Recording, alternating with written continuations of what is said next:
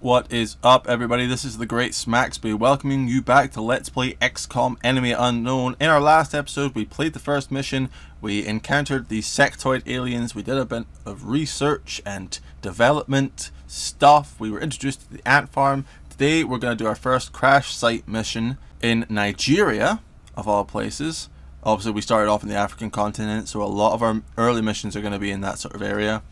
We're going to send in our dream team right now, by which I mean we're going to send in a bunch of untrained rookies. So Lombardi and Hunter were two of the guys we had in the last mission. Lombardi didn't get a chance to level up because he didn't kill anything. Hunter was like the MVP, so he's going in as a support. Farouk and Gamid are both rookies, complete rookies. They've not faced off against the Xenos yet at all, so we're going to throw them in at the deep end in this one. Hunter is going to sacrifice his frag grenade for a medkit. He is a support class, so this is kind of his jam. We're going to give him a medkit too. The other two will keep grenades, and we'll just see how that pans out. But we're going to launch this mission just now and see how it goes. And here we are, deep in the Nigerian interior. Now there's only a few different kind of maps for the early crash sites, so a lot of them follow the same pattern. It looks like the crash itself is over in this direction.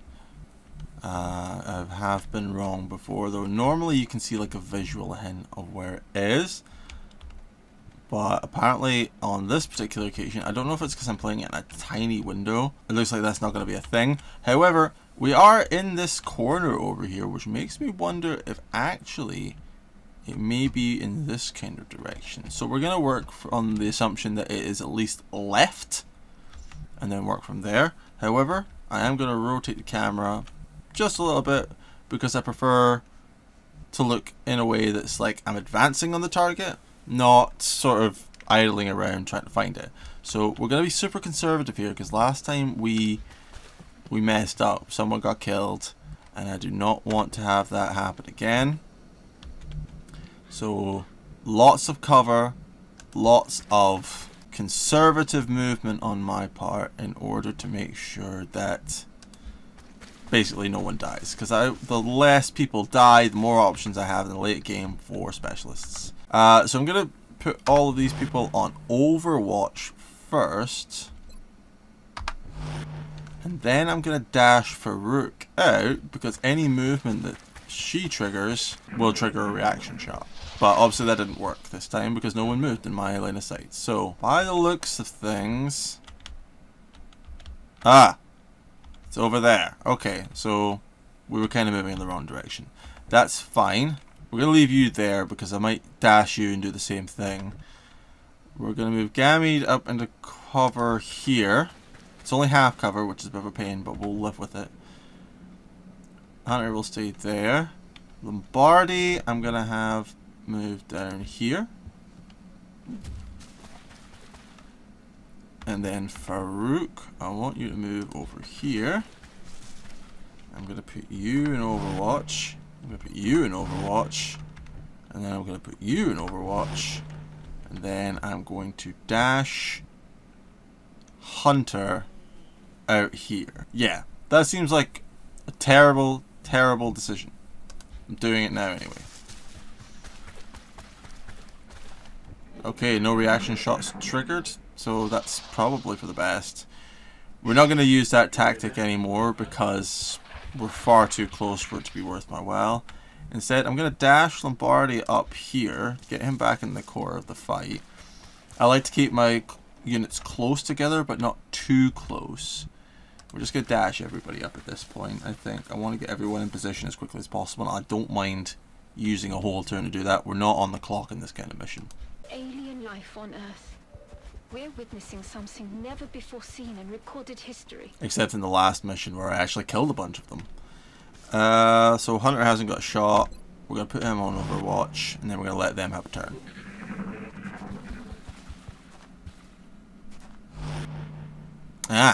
Okay. There's heavy fire in the zone. Couldn't hit me. Okay. Lombardi. Lombardi, stay there. I'm not going to be able to get him in a position to take a shot yet. Hunter's got a shot. Gamete, if he moves up here, has 2 shots. And Farouk, if I move... I don't want to move Farouk right now because that's going to trigger a reaction. So I've got 45 on this guy and 45 on that guy. I want to take out the one that's overwatching so I can actually move. So let's give this a try. I am going to take a less than useful odds right now because, well, they're the defenders in this one, so they're going to be a little less aggressive. So that didn't pan out at all. That's just great. You got 50%, so this is a coin flip. Doesn't make it ideal, but we're going to try it anyway. And that's not good as well. Gamete. We've got 45 there and 45 there. I'm not having great luck with these shots. He's going to go on Overwatch and we're going to hope to trigger a reaction shot. Meanwhile, I'm going to just pull Lombardi over here. And then I'm going to hunger him down.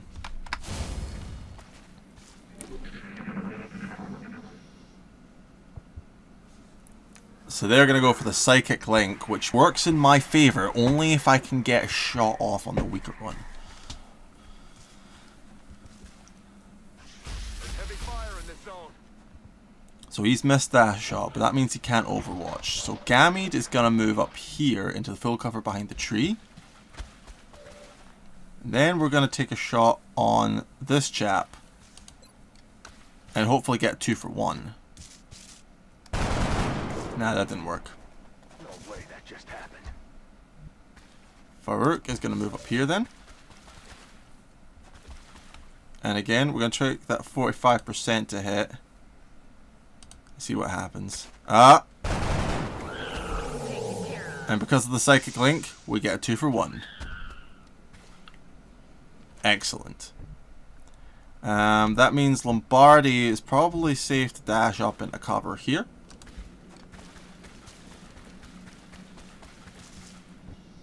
And then Hunter is going to move back into the center. And I'm going to get him to Overwatch. So we're doing good so far. We're doing good so far.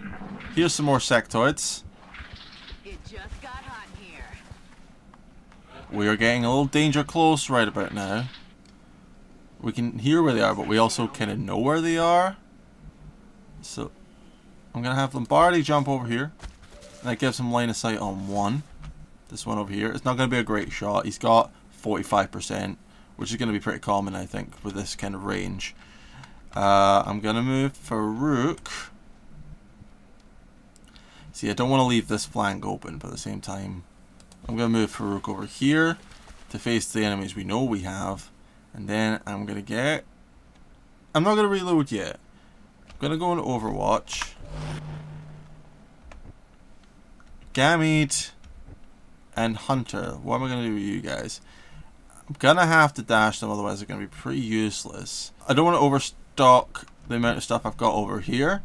Just seems a little bit of a poor decision, really.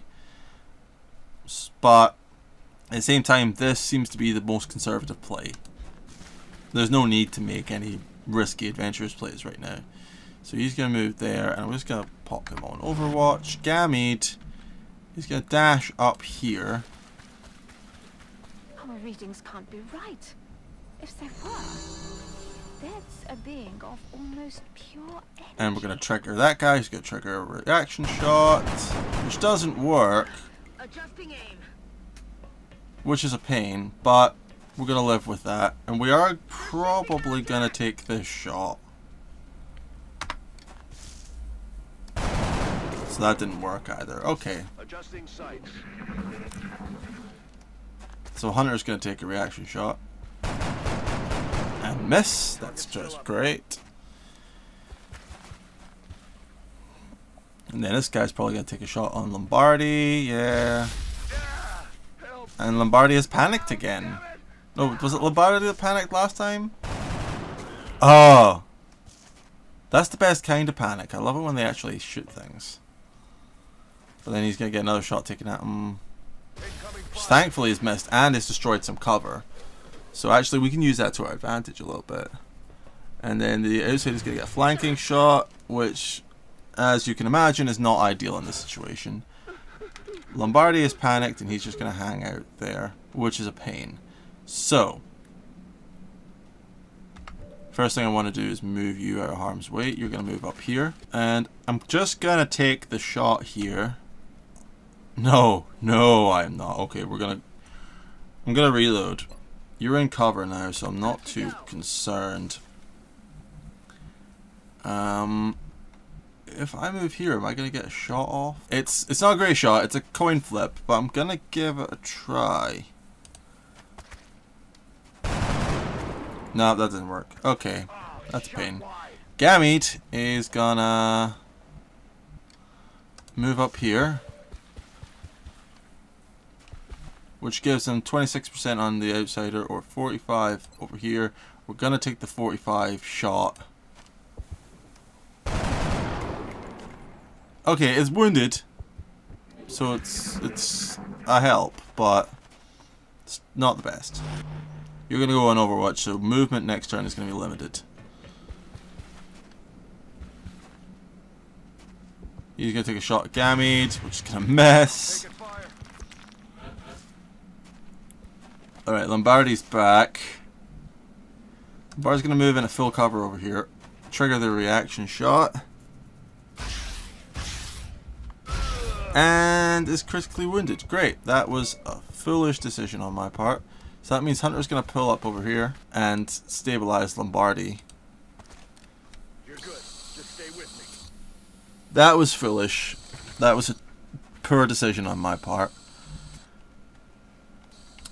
I need to take out the outsider now. 36 to hit is not great. Oh, that was bad. Farouk is only going to do 25%. You know what? I'm going to take the shot. Okay, not great, but at least it's wounded.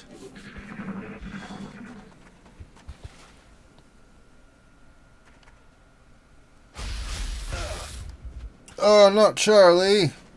Oh, that's not great.